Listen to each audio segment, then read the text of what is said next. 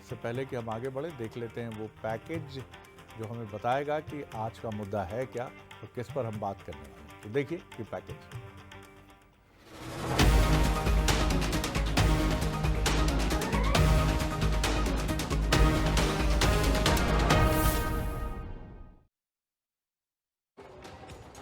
चुनावी फिजा की रंगत पूरे देश में दिखाई दे रही है। पहले चरण में शुक्रवार को 21 राज्यों की 102 सीटों पर वोट डाले जाएंगे, लेकिन देश की 101 सीटें एक तरफ और छिंदवाड़ा एक तरफ। मध्य प्रदेश की छिंदवाड़ा सीट पर कमल की प्रतिष्ठा दांव पर है।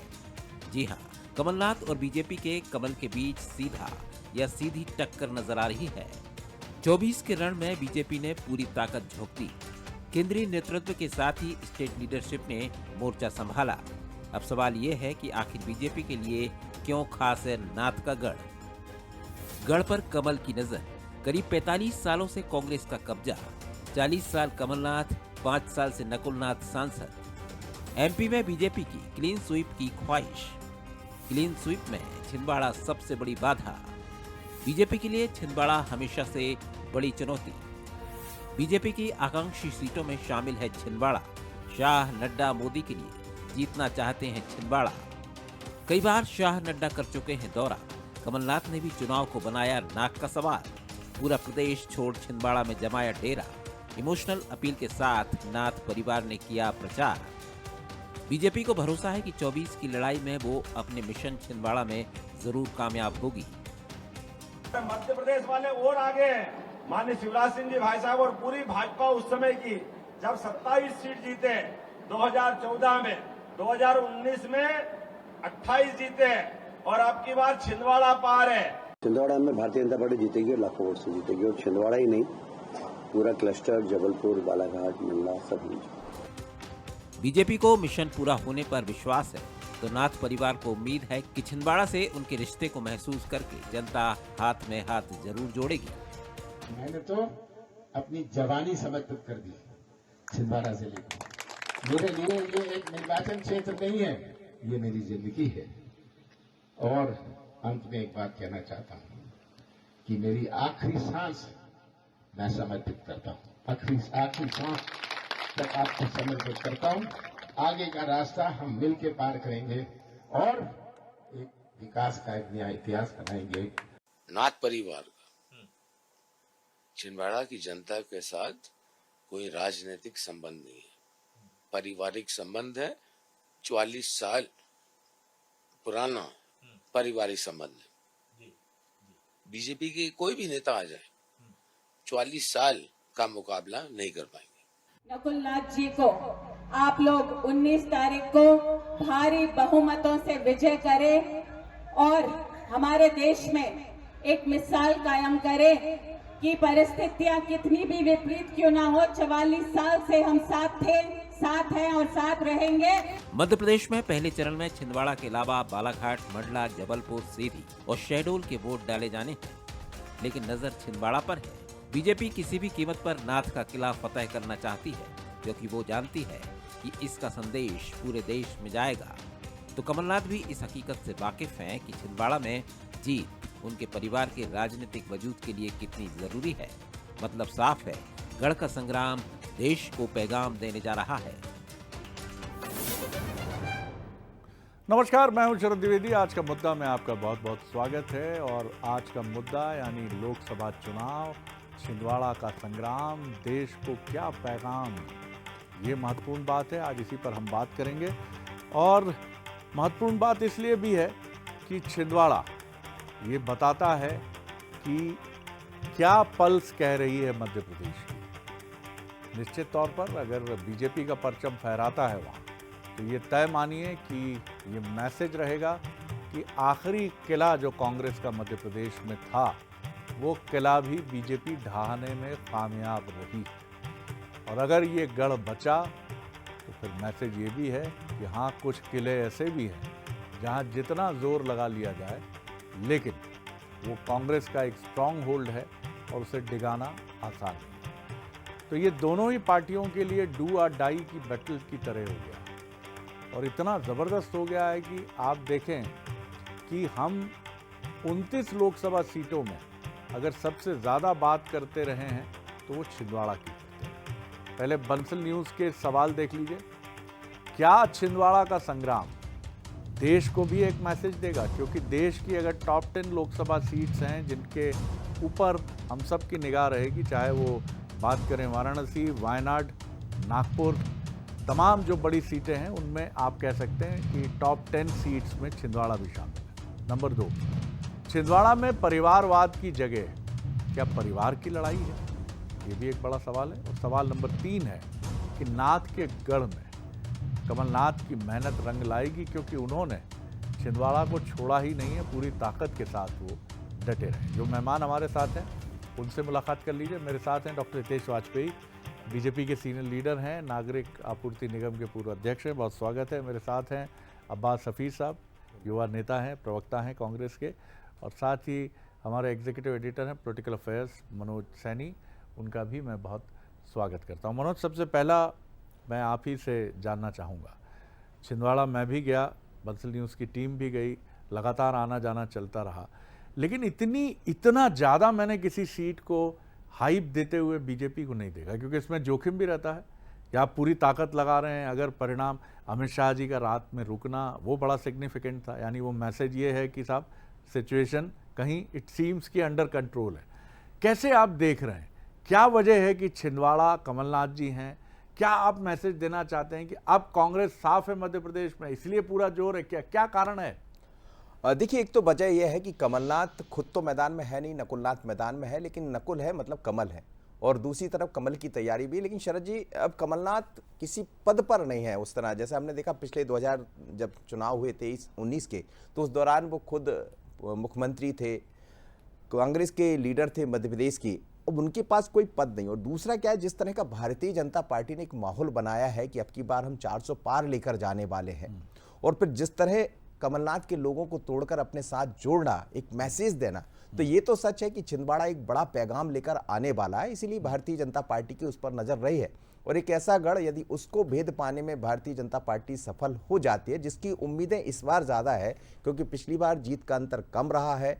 दूसरी बात यह है कि हाल ही में जो विधायक जीते हैं कुछ, चाहे हम कमलेश शाह की बात करें या दीपक, अब विधायक नहीं है, लेकिन एक ऐसा चेहरा था कमलनाथ जी के पास जो काम किया करता था, उनके बेटे भारतीय जनता पार्टी के साथ आ गए, तो बीजेपी पूरी, और खासकर अमित शाह के पास जो जानकारी होगी, जैसा आप भी कह रहे हैं, तो निश्चित है कि इससे बेहतर जी। और वो छोटा सा सप्लीमेंट्री ये है कि आपके लिए मंडला भी बहुत महत्वपूर्ण है, और वहाँ पर टाइट फाइट मानी जा रही, राजगढ़ भी आपके लिए महत्वपूर्ण है। जब आप जोर छिंदवाड़ा पे लगा देते हैं तो फिर आपका मंडला छूटता है, आपका ग्वालियर भी छूटता है, रतलाम भी छूटता है।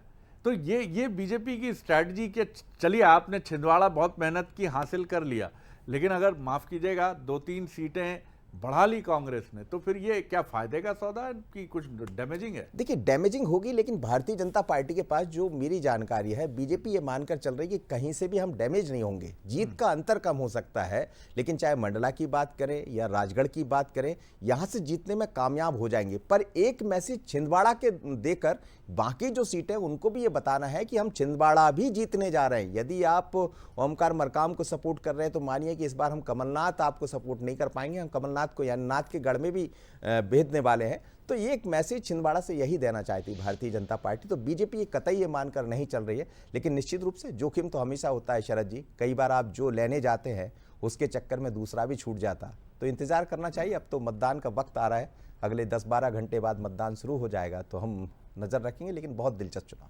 बहुत दिलचस्प चुनाव। डॉक्टर हितेश वाजपेयी, बात यही है कि पूरा जोर छिंदवाड़ा पर रहा। मुख्यमंत्री जी ने, डॉक्टर मोहन यादव जी ने करीब 10 दिन 2 रातें बिताई हैं उन्होंने वहाँ, और करीब पूरा दिन उन्होंने वहाँ प्रचार में दिया। अमित शाह जी का रोड शो, कैलाश जी की जिम्मेदारी, प्रहलाद पटेल जी की जिम्मेदारी, रैंक एंड फाइल पूरी डटी रही है। वाई छिंदवाड़ा, इतना क्या खास है छिंदवाड़ा में? देखिए, हमारे लिए तो Sharad ji every constituency is ji, important, और आपने देखा होगा हम सब पर ही जोर लगा रहे हैं, मंडला पर भी लगा रहे हैं, शहडोल पर भी सभाएं हुई हैं हमारी, जबलपुर में भी रोड शो हुआ है, तो हमने कुछ छोड़ा नहीं है। लेकिन चलिए आज हम छिंदवाड़ा पे फिर से बात करते हैं कि देखिए, अब छिंदवाड़ा में जो मुझे महसूस हो रहा है कि उसमें कमल और नाथ अब अलग अलग हो रहे हैं शरद जी। मैं इस बात से चलिए 2 मिनट के लिए कन्विंस हो जाता हूँ कि छिंदवाड़ा ने 45 साल कमलनाथ जी का साथ दिया। मैं इस बात से भी कन्विंस हो जाता हूँ कि कमलनाथ जी ने छिंदवाड़ा को प्यार किया। आज उनके राजनीतिक सफर का अंतिम पड़ाव है, हम कह सकते हैं, जो दिखाई देता है उसमें एक इमोशनल होना बिल्कुल जायज़ है, लेकिन ये भी ये दर्शाता है कि वहाँ पर कमल और नाथ अलग हो रहे हैं। और जो सेंटिमेंटल लगाव कमलनाथ जी का और छिंदवाड़ा का आपस में है, मैं उसको भी सैंक्शन करता हूँ, लेकिन चुनाव नकुल नाथ लड़ रहे हैं शरद जी। और पूरे चुनाव के दौरान आपने एक भी बार नकुल नाथ जी और छिंदवाड़ा के लगाव की कोई बातचीत ना सुनी, ना वो कभी विषय बन पाया। 20 डिस्कशन आप कर चुके होंगे, उससे ज़्यादा कर चुके होंगे, कभी आपने छिंदवाड़ा और नकुल नाथ की केमिस्ट्री पर कोई डिस्कशन नहीं किया। दूसरा बहुत महत्वपूर्ण विषय है जो मनोज जी ने कहा, बहुत इंपॉर्टेंट है कि पिछले चुनाव में एक तो मोदी जी की सभा नहीं हो पाई थी। मुझे मालूम है हम लोगों ने रखी जरूर थी, लेकिन किसी कारणों से नहीं हो पाई थी। दूसरा एक बहुत महत्वपूर्ण है, उस समय वो सिटिंग सीएम थे वहाँ के, तो स्वाभाविक है कि लोगों का लगाव जुड़ाव कमलनाथ जी से बना रहा। आज की डेट में चुनाव नकुल नाथ लड़ रहे हैं, कमलनाथ नहीं लड़ रहे हैं। एक बड़ा फैक्टर, कमलनाथ जी स्टार प्रचारक है, उस स्टार प्रचारक होने के बाद भी वो किसी सीट पर नहीं जा रहे हैं। ये बहुत महत्वपूर्ण, शहडोल की सीट पर राहुल जी आए, वो शहडोल तक नहीं गए, जो लगी हुई सीट है, मंडला नहीं गए। तो इसको भी आप समझिए कि कमलनाथ जी भी अब कांग्रेस से दूर हो गए, पदों से दूर हो गए, और उनके अपने कारण होंगे, उन्होंने पूरा जीवन कांग्रेस को दिया है, नो डाउट। तो आने वाला समय छिंदवाड़ा अब अपना साथ कमल के साथ यदि चलना चाहता है, भारतीय जनता पार्टी के साथ चलना चाहता है, एक नई उड़ान पर निकलना चाहता है, एक नए परिवेश में यदि आना चाहता है, तो इसमें बुराई क्या है? ना हमारी कोई कमलनाथ जी से बुराई है, ना छिंदवाड़ा की कोई किसी से बुराई है। और बहुत समय बाद ये चुनाव देख रहा हूँ मैं, आप लोग मुझे याद दिलाइएगा कि जब अलका नाथ जी भी आकर बेटे के लिए अपील कर रही है, कैन यू इमेजिन? तो इसका मतलब लड़ाई कन्फाइंड हो गई है जी। और बिल्कुल आपने ठीक कहा, उनके जो सिपहसालार होते थे वो लगभग सभी छोड़ चुके हैं, तो वो छोड़ चुके हैं नकुल नाथ को। फिर समझिए, हो सकता है कमलनाथ जी के लिए आज भी उनके मन में वही श्रद्धा होगी, लेकिन चुनाव नकुल नाथ लड़ रहे हैं। और मैं नहीं समझता वो कभी युवक कांग्रेस, एनएसयूआई, जिले के पदाधिकारी कुछ भी रहे हों वहां पर। तो नकुल नाथ जी कभी जिले में कांग्रेस के कोई पदाधिकारी भी नहीं रहे। अब्बास हफीज साहब, देखिए, सबसे पहली बात यह है कि जो काम 45 साल में छिंदवाड़ा में हुआ है, उस काम को फ़ायदा उसका हासिल जनता ने वहाँ किया है। सबसे पहली बात यह है कि अगर हम तुलना करें, राजधानी भोपाल में बैठे हैं, छिंदवाड़ा जैसे कांग्रेस के पास रहती है, भोपाल लगभग ऐसे ही बीजेपी के पास रहा है। अगर हम देखें विकास को तुलना करेंगे तो शायद भोपाल के मुकाबले में एक ट्राइबल बेल्ट से आने वाला छिंदवाड़ा काफ़ी तरक्की उसने देखी। रिंग रोड 10 साल पहले बन गया, भोपाल में अब कंप्लीट हो रहा है। ऐसे ही अगर हम प्लांट्स की बात करें, हिंदुस्तान यूनिलीवर की बात कर लीजिए, रेमन की बात कर लीजिए, वो प्लांट्स, वो कंपनीज जो यहाँ पर नहीं आई वो वहाँ पर गई और वहाँ के लोगों से उनसे फ़ायदा उठाया। तो एक चीज़ है कि वो एक रोड मैप जो दिखा है 45 साल का, वो साफ तौर के ऊपर वहाँ पर डीएनए से लोगों को कांग्रेस से कनेक्ट करता है। तीसरी बार यही प्रत्याशी मिले हैं बीजेपी को जो 2 बार हार चुके हैं चुनाव। बीजेपी के पास चेहरा नहीं है वहाँ पर। और अगर उनकी बात की जाए तो मैं बहुत अच्छे शब्दों में ये कहूँगा कि ब्याज पे पैसा चलाने का काम चौथी पीढ़ी का जिनका हो और जनता जिनसे पीड़ित हो, कई जगह की, मैंने आपको डिस्टर्ब नहीं किया, जनता जिनको पीड़ित हो, जनता जिनसे पीड़ित हो, ऐसे प्रत्याशी को बार-बार तो यहाँ पर सबसे बड़ा विषय है आज की तारीख में, मैंने तो सीडी की बात भी नहीं करी उनकी, मैंने तो ऐसी कोई सबसे बड़ा आपको पता है मिगलानी जी का नाम आ रहा है, तो आप ही कर लीजिए। मैंने आपने बोला सीडी को, मैंने बताया बात कर लीजिए। बात पूरी कर ले, हम सहमत हैं, इस बात से सहमत हैं। मत बदलिए। देखिए, आप यदि लाइन करेंगे किसी को तो ये बताता है कि आप हताशा में, नहीं, व्यक्तिगत बातें नहीं, आप निराशा में, आपके पास विषय नहीं बचे, नहीं कर पाए।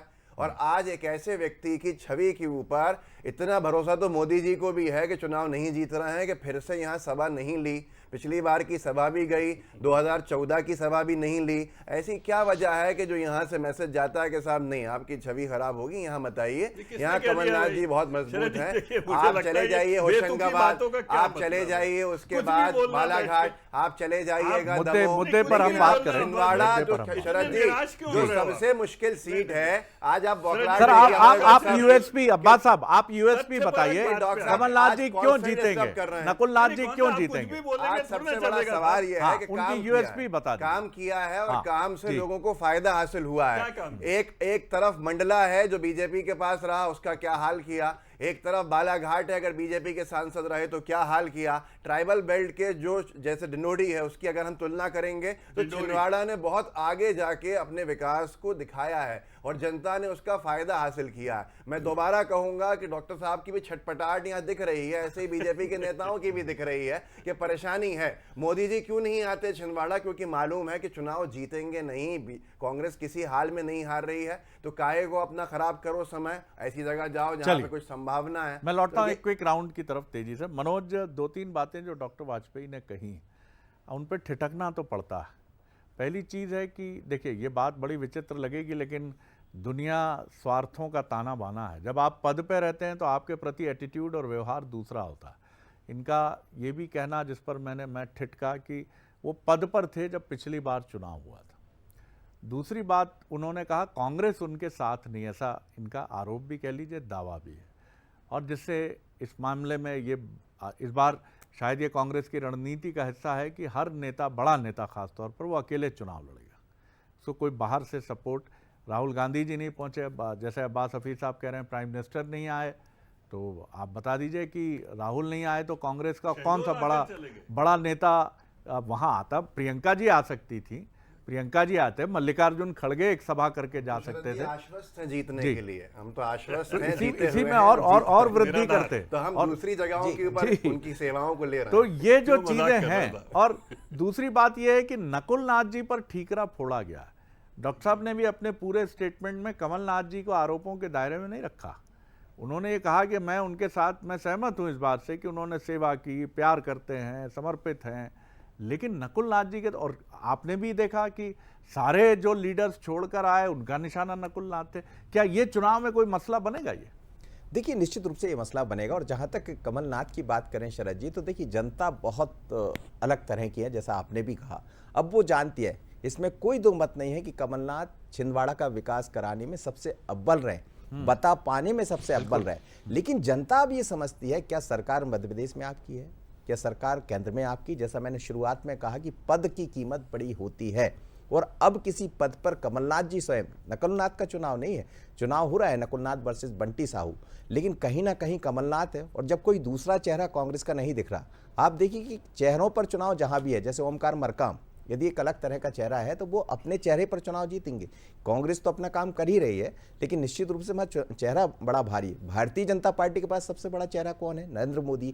तो वो एक ही चेहरे को लेकर चल रहे हैं, लेकिन यहाँ प्रत्याशी चेहरा है शरद जी कांग्रेस के पास, और इसीलिए कमलनाथ के चेहरे पर ही भारतीय जनता पार्टी को ये विश्वास है कि शायद कुछ नया करेंगे कमलनाथ। लेकिन जनता ये समझ रही कि नया कर पाना अब उनके बस में शायद नहीं है, और इसी के लिए बीजेपी को कहीं एक रास्ता दिखाई देता है। लेकिन फिर भी मैं कहूंगा कि कमलनाथ तो न कमलनाथ। डॉक्टर हितेश वाजपेयी, आपको भी जैसा साहस दिखाना था, भाई मोदी जी पर पूरा केंद्रित चुनाव है, मोदी जी की गारंटी है, मोदी जी का परिवार है, फिर भी उन चेहरों पर दांव लगाया आपने जिन चेहरों को लेकर चंद महीने पहले हुए विधानसभा चुनाव में जनता ने उन्हें अपने जनादेश से नकारा। मंडला की बात कर लीजिए, सतना की बात कर लीजिए, और ऐसा भी संकट दिखा। रोडमल नागर जी को मैं नहीं कहूंगा, वो बढ़िया कैंडिडेट हो सकते हैं, भोपाल की बात जी। आप तमाम सर, तो मुझे ये बताइए जरा कि आखिर जब इतनी ताकत आपकी है, 400 पार का नारा है, तो डॉक्टर हितेश वाजपेयी भी हो सकते थे, और नए चेहरे हो सकते थे, क्यों वही पुराने चेहरे जिनको संकट इस वजह से भी माना जा रहा है कि लड़ाई कड़ी है? देखिए, मैं आपके प्रश्न से पहले एक आज की बेला पर उस विषय को रखना चाहता हूं जो आज देश में हमारे लिए महत्वपूर्ण है, और हमारे लिए 407 के बहुमत से सरकार बनाना क्यों महत्वपूर्ण है शरद जी। ये तीसरा टर्म हमारे लिए बहुत बड़े निर्णयों का है। और इसीलिए चुनाव में चयन की प्रक्रिया केंद्रीय चुनाव समिति अपने कारणों से करती है और मुझे कोई अधिकार नहीं कि मैं उस पर टिप्पणी करूं। आप कर सकते हैं, लेकिन मैं एक बात तय मान रहा हूं कि हम शनय शनय जिस ओर बढ़ रहे हैं और ध्वस्त होना कांग्रेस का, कांग्रेस की स्थिति बहुत खराब है, मैं समझ रहा हूँ। तो बहुत संक्षेप में अब्बास जी के लिए बहुत कठिन टास्क है कि अपने क्लाइंट की रक्षा करना, क्योंकि क्लाइंट मजबूत नहीं है। अब्बास जी ठीक है, तो मेरा मानना यह है कि ऐसी अवस्था में हमारे लिए काउंटिंग बहुत मैटर करती है और इसीलिए हमने बीजेपी के लिए 370 और एनडीए के लिए 400 से ऊपर का लक्ष्य रखा है, क्योंकि बहुत महत्वपूर्ण जोड़ पर देश है और हमारा तीसरा टर्म नरेंद्र मोदी जी का बहुत इंपॉर्टेंट है, जो संख्या बल के आधार पर। आपने कह दिया ट्रेलर के बाद फिल्म अब इसी टर्म में होगी। देखिए आज इस सवाल का कोई जवाब नहीं है कि चेहरों की इतनी कमी पड़ गई है कि भरोसेमंद चेहरों की कि आपको दोहराने पड़ रहे हैं वो चेहरे जिनको जनता नकार रही है बार बार। भोपाल के प्रत्याशी को 2 बार, ऐसे ही छिंदवाड़ा के प्रत्याशी को 3 बार। ये मदहोशी है, ये अहंकार है कि जनता पे हम थोपेंगे और ये जनता इस अहंकार का बदला देगी। चलिए मनोज, बहुत बहुत कम वक्त है मेरे पास, 10 सेकंड में। बिल्कुल शरद जी, 6 सीटों पर चुनाव होने जा रहे हैं और 6 सीटों में हम बात कमलनाथ की गढ़ की कर रहे हैं, लेकिन बाकी सीटों की बात भी करें तो बड़ा जोरदार टक्कर दिखाई देने वाली 2 सीट ऐसी है जिस पर चर्चा हमेशा चलती रहेगी, वो है मंडला और दूसरी है छिंदवाड़ा। लेकिन बाकी सीटें भी कम नहीं है, चाहे हम बात करें सीधी की, शहडोल की या फिर बालाघाट की, तो बहुत अलग तरह का चुनाव है। एक तरफ मोदी है और दूसरी तरफ कांग्रेस की तमाम तरह की चीजें। बहुत शुक्रिया आपका मनोज, बहुत शुक्रिया डॉक्टर हितेश वाजपेयी, बहुत शुक्रिया, बहुत धन्यवाद अब्बास हफीज साहब। बेशक ये कहा जा सकता है, अगर हम बात करें इस चुनाव की, तो ये बहुत ही अहम बात है कि ये चुनाव जो है, एक तरफ ये आत्मविश्वास का चुनाव है तो दूसरी तरफ आलोचना का चुनाव है। बीजेपी जहां आत्मविश्वास से भरी है, 400 पार का नारा है, वहीं कांग्रेस के पास आलोचना, ईडी, आईटी, दमन तथाकथित तमाम मुद्दे हैं। लेकिन इसके बीच में वो वास्तविक मुद्दे आत्मविश्वास के हिमालय के पीछे और आलोचना के समंदर के पीछे कहीं छिपे हैं, जो सीधे सीधे जुड़ते हैं आम जनता से। उन मुद्दों पर डिबेट होनी चाहिए। दोनों ही पार्टियों के घोषणा पत्र पर एक कंपैरेटिव स्टडी होनी चाहिए और दोनों ही पार्टियां, जैसे मोदी जी का ये दावा है कि 2047 तक का रोड मैप तैयार है, क्या चीज़ें बेहतर होंगी, कहीं इस आत्मविश्वास और इस आलोचना के पीछे ये चीज़ें शायद कुछ पीछे गई हैं। लेकिन देखते हैं आगे जैसे जैसे चुनाव बढ़ेगा, शायद ये चीज़ें, जनता से जुड़े मसाइल, मुद्दे और ताकत के साथ सामने आए। आगे देखिए छत्तीसगढ़ आज का मुद्दा मेरी सहयोगी के साथ, और मुझे दीजिए इजाज़त। नमस्कार।